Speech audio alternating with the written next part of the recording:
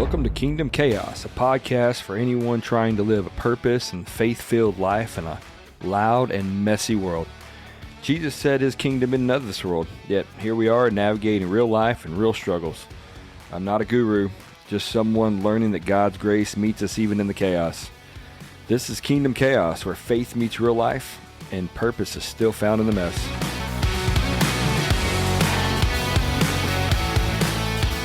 Hey, welcome back to Kingdom Chaos. My name is Troy, and I have Amy with me today, and we're going to talk about parenting. But before we do, if you don't mind, give us a rating. Give us a 5-star rating would be great. Also, write us a review. It helps us out a lot. And also, follow us on Instagram, My Kingdom Chaos. We'd really appreciate it. It's a good way to communicate with us as well. So we're going to jump into parenting, and we're going to do something a little different. We're not going to tell you, hey, here's the 5 steps to be a perfect parent. What we're actually going to do is walk through some of our parenting faux pas, and we don't want to actually really paint the picture of us just being these horrible parents and like we didn't have good times and fun and family time and all that. But we do want to make sure we don't paint a picture of this perfect life either. We want to kind of give you some idea of the things that we messed up on and maybe even some things we would have wanted to do differently.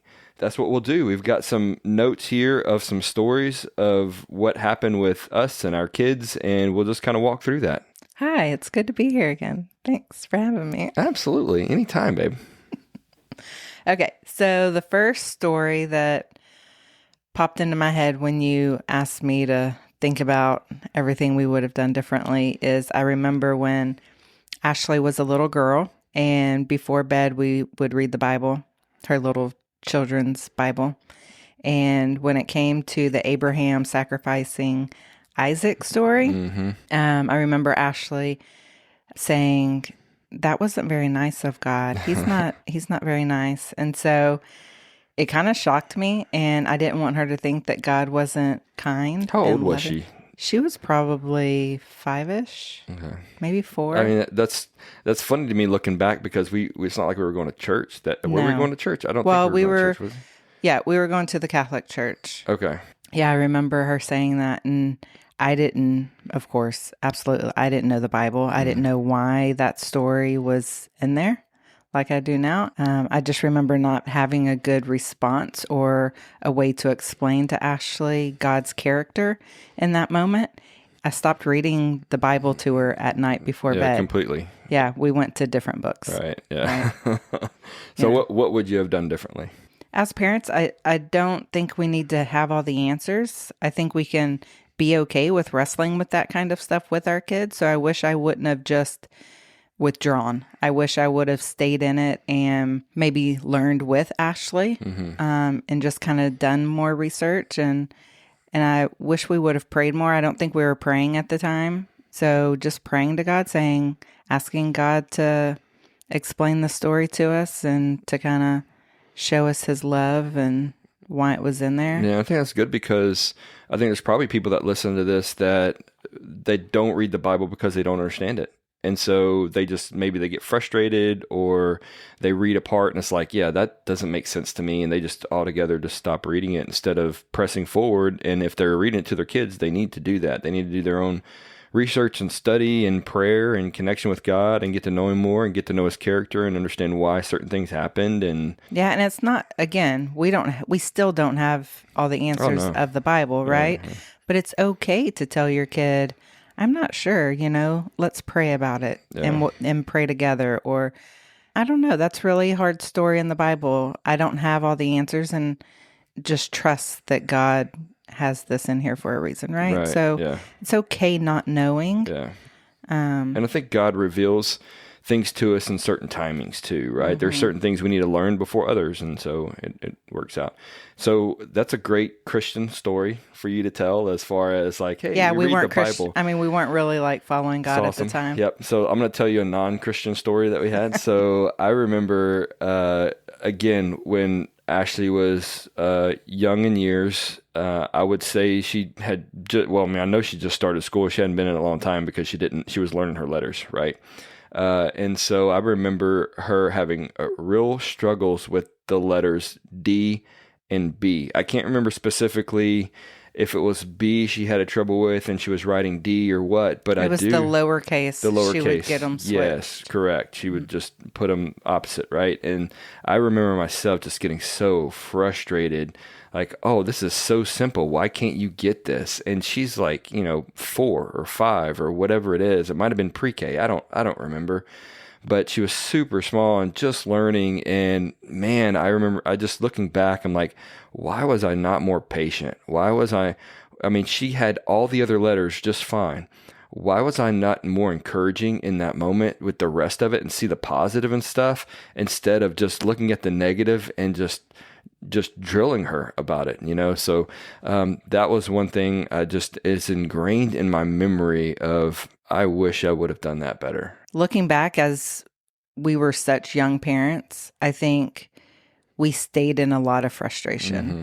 So, for example, I know when TJ was really, really young, he struggled in school, which his birthday's in August. And so he was a very young kindergartner. We ended up starting him at 4 to see how he would do. And then he ended up repeating kindergarten just because emotionally he wasn't ready. Yeah. Even TJ, ended up getting diagnosed with dyslexia and ADD. And it is so hard to watch your kids struggle with something. You want to protect them. You want to just jump in and try to fix it or protect them from that struggle. And I feel like we should have leaned into those struggles a lot more, especially with TJ. I wish I would have been more encouraging with him because he's super smart. He knows the information. If you could sit there and talk to him about something, he knew the information. It was just getting it from his head to a piece of paper is where he struggled. Yeah. And I think a lot of and I'm not going to, this isn't on teachers, or the public school system just isn't designed for those kinds of students. And so it made him feel, I think, less than at some points because he would have to be taken out of his class into a special class for things to be read to him. I wish I would have done more research as a parent to see how else I could have supported him and encouraged him and leaned into his strengths. Yeah. We've talked about this before as far as what resources were out there. Like, I mean, YouTube and we didn't have Chat GPT and all that, all this stuff wasn't as prevalent. I don't remember when YouTube came out, but it definitely wasn't something that was mainstream that we would go to all the time to learn all these things. And, but it doesn't mean the information wasn't there. And that's what we should do as parents. And certainly not putting this all on you. I was definitely a part of that too, right? I mean, we should have looked into it more and found out, because I do think we had parent-teacher conferences and we did expect a lot out of the teachers at that time, and we should have expected more out of ourselves as parents. Yeah, I agree. Yeah. And along those lines, I remember a school project, and I think it was Ashley's school project. It could have been TJ's, but I think it was Ashley that we had found out that she had a school project the night before it was due. And it was like building a house, or I don't remember what it was, but we were building some kind of little model. I just remember staying up really late at night. And the thing I look back on that is a similar situation. Why didn't we know? And not putting it all on the school system to say, oh, well, you should have told us, or Ashley should have told us. We should have dug into their lives more. We should have dug into their school and been more present in those moments in what they were doing. And I know we hear from people a lot about how to dig into kids' lives and not asking these asking open-ended questions and making sure it's just not yes and no. And we've heard from our pastor saying, hey, what's your high and what's your low, to be able to say, what's your high for the day? What's your low for the day? What's going on in your lives? And really be able to dig in and do that in school too. I mean, they're in school for a good portion of the day. So that's a big portion of their lives that they go through school. So why aren't we, just like me and you, being able to dig into our work lives? That's a big portion of our lives. So why aren't we digging in to our kids' lives and knowing what's going on, their friends, their schoolwork, their classes, all these different things they're going through? Yeah. And I think that's important. I think whenever you're, especially in the younger, well, all through parenting, it feels like you're in survival mode. And Yeah. it's easier now that we're not in it Right. to look back and say, man, where did the time go? Where did the days go? We get so caught up in our own self-absorbed life, like work, paying bills, getting groceries, cooking, bathing, going to bed, doing it again. Like you're just in that rut. And I wish we would have slowed down more. Our house at the time, we had a kids' living room and an adult living room. Most of our suppers were in front of the TVs, watching our own thing. And I really wish we would have had more family dinners at the kitchen table. No electronics, we didn't have phones. We didn't have it wasn't the same. Yeah. I mean, you had your BlackBerry. But we still have TVs. But we had TVs, like, there's still stuff there. And so I wish we would, like you said, I wish we would have slowed down in those moments and had more meaningful conversations. Ask the kids what's going on in their lives.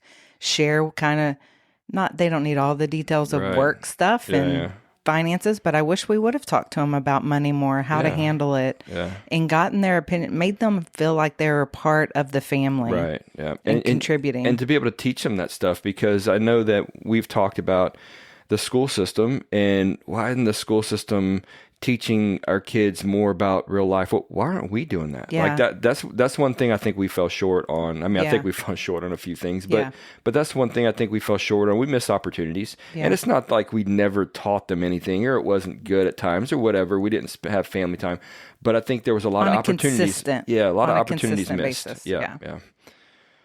Yeah. So, I mean, we took some family vacations, but I wish we would have done more. Looking back, you're always like, man, I wish we would have done more. Right. We did take some really great family vacations, but a lot of our time was spent on Ashley's travel ball.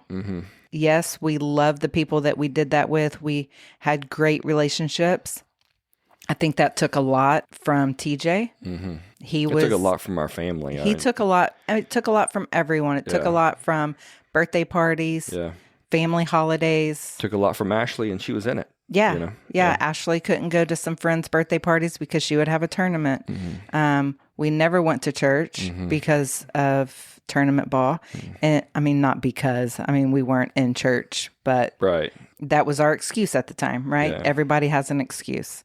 And so if I would go back, I would not have let Ashley do travel ball. Right. Yeah, I agree with that. And I think that she was in it from when she was pretty much 8 or 9 until she stopped at about 16-ish. And it was year round, never stopped. We had, I think, August off. August was tryouts. And then we had, I think, a little bit in December, January-ish for the holidays, right? But there wasn't much time. It was year-round, and we would travel. A lot of tournaments were in Texas, but still traveling within Texas. But we went to Louisiana, Florida, Colorado. So it took up a lot of our vacation time because our vacation finances. time. Yeah, our finances. It took a lot. I don't even know. Ashley loved the girls, and she did love the sport, but I don't know if she loved it to the point where that's what she wanted to do. Yeah, I think now talking to Ashley about it, and again, this goes back to talking to your kids and having those meaningful relationships in the moment, is because now when I talk to Ashley, she didn't want to disappoint us or the coaches. Yeah. I think she did it more as a people-pleasing type of situation, and it caused her a lot of stress and anxiety, and I didn't see it at the time, and that just is heartbreaking to me. I think if we would have known more and dug in more, and we would have said, Ashley, we'll let you play in league ball, but we're not doing travel ball anymore, she would have been fine with that. Yeah, she would have been fine with it. League ball's great, right? I love sports. Don't get me wrong. Yeah. Me and Troy was raised playing sports. I love sports. You can learn so many life lessons from sports. Yes. It builds your character. I just love sports. You work with teammates, you learn a lot. You learn winning and losing. You learn a lot. Yeah. But you don't have to do travel ball. Right. You don't have to take it. It's not serious. You're not going to make a living off of it. No, especially if you're talking about something like softball. And even if you're talking about baseball and football, where there's professional sports that you can get into, it's less than 1% of the people that are going to do that. And even if you're talking about college, we learned that we spent more on travel ball than we would have paying Ashley's college. I wish we would have just put that money towards a college fund. Yeah. So, and then with TJ, he played they both played soccer. He played baseball. He played football. Football got pretty serious for him, and he did that for a good portion. And then, but he played sports to have fun. Yeah, it was for the fun of it. Yeah, for sure, and for I him. love that about him is that he truly played it just to have fun. He loved winning. Don't get me wrong. He loved winning. I remember he was on a baseball team and the coach was not real good. And the kids kind of just went out there and just completely embarrassed themselves. And he didn't like that. He liked structure. And so learning that about him with his ADD, right? ADD kids, they need structure. They need organization. And so he thrived in football because football gave him more of that structured environment. Yeah, for sure. So there are great things about sports, but when it starts consuming 2-3 nights a week, every single weekend, it's too much. Yeah, it is too much. Yeah, I remember talking about TJ and doing things for the fun of it, just loving life, laid back. I remember one of his friends came over to play video games, and they were playing this video game, and his friend was playing to win. And they were on the same team. Yeah. And TJ was just messing him up the whole time on the game, and just having fun, laughing. And this kid was getting so mad because he wanted to win, and TJ just wanted to have fun. And that's what just as TJ, just, living life and enjoying it. So. Yeah. We could all learn a lot from TJ. Yeah. So moving back into the spiritual faith realm, I wish we would have taken church more serious. I wish we would have found Jesus at an earlier age and introduced our kids to Jesus at an earlier age and been more consistent in that and all that. But also, once we did, I wish it would have been more of this is what we do as a family, period, end of story. There is no, well, I want my kid to make their own decision. I don't want to force it on them. I don't want to do this. Here's my advice to anybody out there that thinks that they're letting their kids make their own choice. Somebody's forcing something on them. If they're around friends, their friends are influencing them in some way. If they're at school, their teachers are influencing them in some way. They are getting influenced. Do you want them to be influenced by someone else or by you? So for me, I wish we would have said, okay, once we started going to church, this is what we do. This is important. We don't miss church. You don't have a choice to go because this is important. This is why. And that would give the opportunity to tell them about God, about Jesus, and why we don't miss church. And about just having values, having a standard, having expectations, right? I think that's really important. I wish we would have, I know we knew Ashley's friends really well because they were mostly softball players, so we spent a lot of time with them. I wish we would have spent more time getting to know TJ's friends.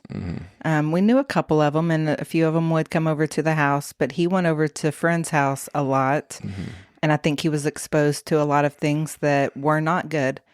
And so I wish we were so busy in travel softball that we thought TJ going to hang out with friends would be a good outlet for him because he was the younger brother who lived at the softball fields. Right. And that wasn't, of course, he loved the concession stand and playing with all the brothers, but it got boring after a while. So I wish we would have, I know it would have separated me and you, right? Because we were always at the ball field. But I wish we would have focused more on TJ and his friends and what was going on in his life. Yeah. And encouraging him more. From my standpoint, my perspective, I should say, I remember there was a time where TJ wanted to be a game designer, and he wanted to design worlds and all these different places for people to game in. And I remember being so discouraging in that moment because I was like, so everybody wants to just play games for a living and not have to, really do work and this and that. And I wish I would have been. Why not him? Somebody does it. Why can't he do it? Like why? And he's got that creative mind, and he, like you said before, he's extremely smart. Why not him? And so I wish I would have been more encouraging, and for both kids, honestly, and even Ashley. Whenever I think I was encouraging Ashley and maybe in the wrong ways because I was trying to motivate her a lot in softball, and I wish I would just encouraged her in life. And I yelled at her a lot because I was her coach and all these things. So for both kids, I wish I just would have been more encouraging in their lives. Yeah, me too. So Ashley was about 17, and she had asked if she could go to this dance club. It's called Johnny B. Dalton's. And I had said no because a week earlier, a group of kids had gone to Johnny B. Dalton's, and on the way home, they got in a car accident and passed away. Mm-hmm. So I told her, no, it's just too soon, not a good time. I don't want you going. And so then she was like, okay, well, I'm going to go spend the night at Cody's. And so it was one of her little softball friends. And so she went over, and I was like, okay, that's fine. And so she went over there, and around 10 o'clock at night, I tracked her, and she was at Johnny B. Dalton's. Mm-hmm. Now, if you talk to Ashley, the situation happened a little bit different. She says that she told me that she was going to Johnny B. Dalton's, and I was okay with it. I do not remember that part of the conversation. And so, but regardless of what the conversation was, the fear in me, I just got so mad. And I remember I don't remember if you were asleep yet. And I was like, we have to go get Ashley.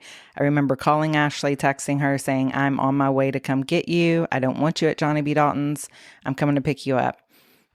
And I remember she was so embarrassed. We got to Johnny B. Dalton's. I got her. I brought her straight home. I remember just being so mad, and not even mad. I was more scared. Mm-hmm. I was the fear of what could have happened just because of the previous situation that had just happened. I just let fear dictate everything about me. I had all the trust in the world of Ashley. Yeah. She never lied. Mm-hmm. She never did anything without permission. And I feel like the way I reacted, it broke so much trust between us for a little while. And I just wish I would have calmed down and just kind of talked to Ashley and not overreacted so much. I don't remember, details. I don't remember a ton about it. I remember the big picture of the event.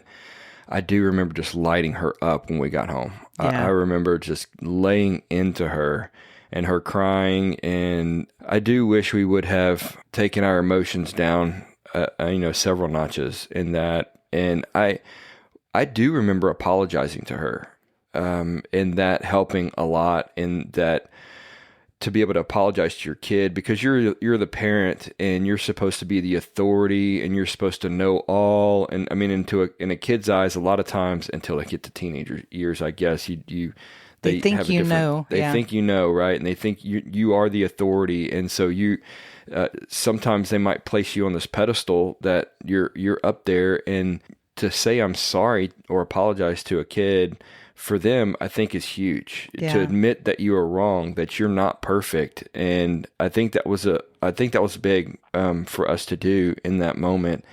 And it helped a lot in the healing of that. I mean, was she wrong? She was wrong in what she did, but the way we reacted was a drastic overreaction on our part in the way we handled the situation. Yeah. And also leading into just the way we handled TJ and Ashley in general throughout their years. I wish we would have, because we were yank and spank parents. Like, you messed up, we knock you up a little bit.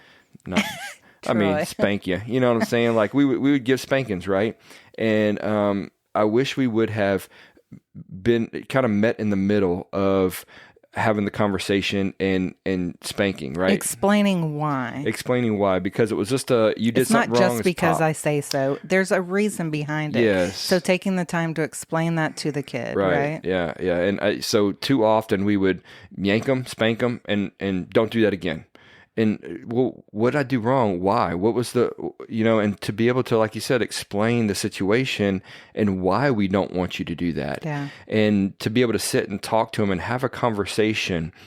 This isn't, hey, I'm going to treat them as an adult and they're 6 or 7, but it does mean to give them information so it helps them for the next time not to do something. Yeah. And it gives them a perspective, right? Yeah. We have a perspective as a parent.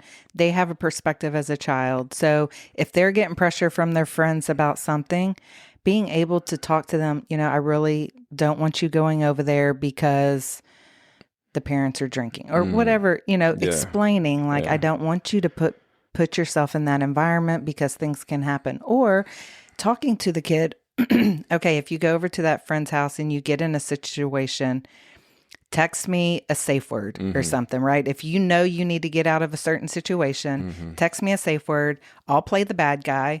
I'll call you and say, you know what? You didn't do your dishes before you left. I'm coming to pick you up, right? So having something to where your child knows the expectations, understands the why behind it, and then having an outlet to be able to remove themselves from a situation, right? So it's all about having those conversations, building that trust and that understanding between child and parent.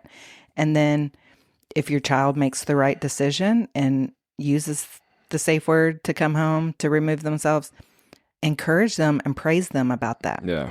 Now, if they get into a situation and they don't, then taking the emotions down and just talking through, okay, let's talk about this could have ended up really, really bad, or let's learn on what we could do different about that. And just having that, because as adults, when they get into college and adulthood, learning how to slow down and make a wise decision and not so emotional based is so important. And we don't teach that a lot. Yep. We didn't. Yep. All right. So we're getting pretty lengthy in this podcast. We have one more that we're going to talk about. So what's our last situation? So this is a big one too. This was TJ. He was probably in middle school. And I remember he got caught on his phone watching pornography. And so I remember just the mom and me, I just flipped out. This was my baby boy. I did not want him seeing that. And the way I reacted, I remember I saw it on he had fallen asleep and his phone was still on, and I went to go check on him and I saw it on his phone. I woke him up screaming, crying, like it was ridiculous. And I remember I was wanting to protect him. I didn't want him seeing that kind of stuff. Of course, poor TJ, he felt shame. He felt embarrassed. He felt he was the only, he felt alone. He felt like he was the only one that had ever done this. It's very normal, right, for that age to be curious. But I wish, again, we would have slowed down. And I remember telling you, Troy, you're a guy, you go deal with it. I did not agree with the way you dealt with it. But I wish, again, we would have slowed down, talked to TJ, what's so devastating about pornography, that he's not different, that it's, yes, we don't want him watching that and being exposed to that. But going back to having value in a marriage covenant, understanding that sex is a good thing, but not in that manner, right? And just talking to him. Yeah. I wish we would have explained so much to him. Yeah, and I took the opposite route. I said, hey, just don't let your mom and sister see this, because honestly, I just didn't want to deal with it. I mean, I didn't want to deal with that, and it wasn't right. Again, we should have explained to him what the dangers are and how that can really be destructive to him, his mind, and what he thinks sex is going into a relationship. And it just wasn't good. And yeah, so you did the explosive thing, and I just did the sweep it under the rug thing. And we handled it two different ways and two wrong ways. We should have met in the middle and been able to have a conversation with him. And just like you said before, I wish we would said sorry more, asked for forgiveness more from our kids. Yeah. We messed up a lot. And I just wish that we would have been more open with them and explaining, we're doing the best we can. Yeah. We're doing what we think is right in the moment. And sometimes we get it wrong. Yeah. I remember Ashley, as an adult parent, she came to you and said, after she had a couple of kids now, two or three kids is when she has 4 now, but she had 2 or 3, at the time. And she said, so Mom, you guys really didn't know what you were doing. It was like, no, we had no idea.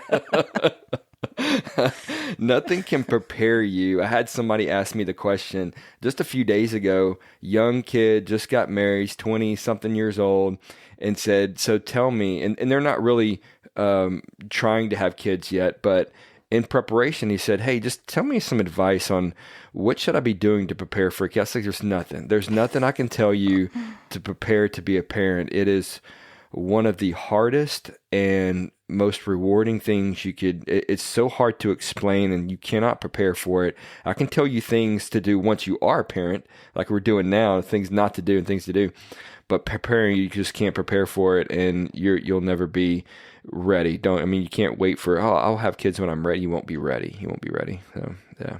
So closing this out, I do want to reiterate, we had some great times as a family, but what we didn't want to do with this episode is just paint this picture of, oh, we had a perfect life. Everything's great. We want you to know, just like we should have told our kids, you're not alone. You're not the only one going through difficult times. You're not the only parents that are struggling and screw up and make the wrong decisions. And a lot of us have and do and will. And so hopefully this podcast helped you a little bit on your struggles. Any final words you have for anybody?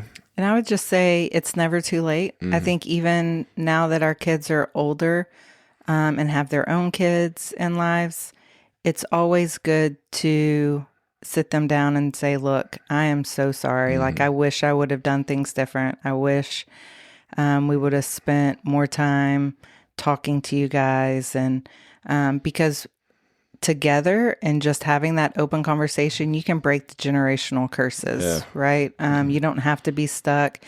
And I know you don't like the word regret, right? Because I think we go through certain situations for a reason. But we can help our kids as much as possible, maybe not make some of the same mistakes that we made. They're going to make mistakes. There's not a perfect parent out there. That's why we have Jesus to guide us.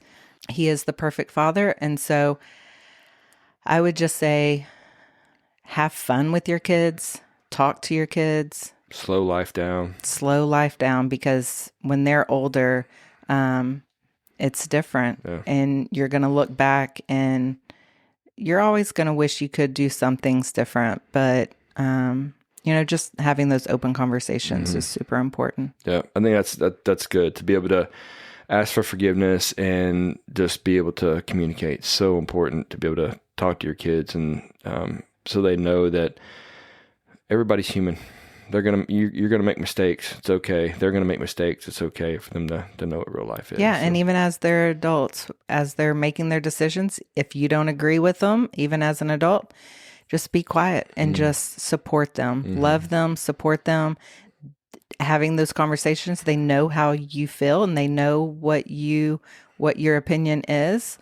But no matter what, we love them and we will support them and guide them as much as we can. That's what God shows us, right? He's the perfect father and he loves us no matter what. Even when we do things that we shouldn't be doing, even when we sin, he still loves us. He doesn't want us to sin. He hates sin. He doesn't like it. He can't be around it, but he loves us. Yeah. Right? He loves us. All right. Let's pray. Okay. Lord, I just thank you so much for, there's so many things to be grateful for. I just thank you for Amy. I thank you for just being able to be open and honest about, our past and our high points, but also our low points too. I pray that this helps people. I pray that people that are listening that are parents can start to open up to their kids and start to really share age-appropriate life experiences and what's going on, be able to teach them what just how to resolve conflict, what about finances, about life, about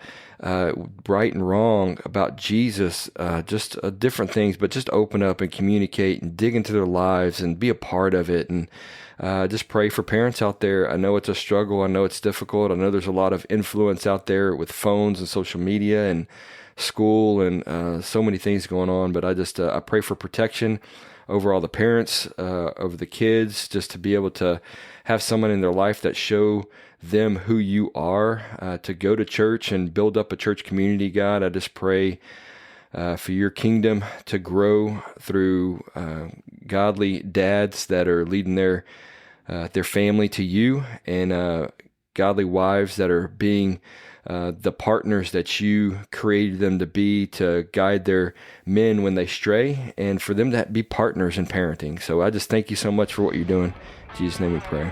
Amen. Amen.